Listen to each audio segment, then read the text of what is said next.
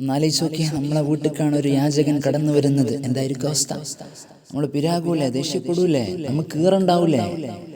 അറിയണേ അറിയണേ, മഹാനായ സുഫിയാനു സൗരി റളിയല്ലാഹു തആല അൻഹു തൻ്റെ വീട്ടിലേക്ക് വല്ല യാചകരും കടന്നു വന്നാൽ അദ്ദേഹം പറയുമായിരുന്നു, മർഹബം ബിമൻ ജാഅ യഗ്സിലു ദുനൂബി, എൻ്റെ പാപങ്ങൾ കഴുകാൻ വന്ന മനുഷ്യ, നിങ്ങൾക്ക് സ്വാഗതമെന്ന് പറഞ്ഞ് നിറഞ്ഞ മനസ്സോടെ അവരെ സ്വീകരിക്കുമായിരുന്നു എന്ന് പണ്ഡിതന്മാർ പറയുമ്പോൾ, ഒരാളെയും നമ്മൾ മോശമായി തരം താഴ്ന്നവരായി കാണരുത് മനുഷ്യന്മാരെ.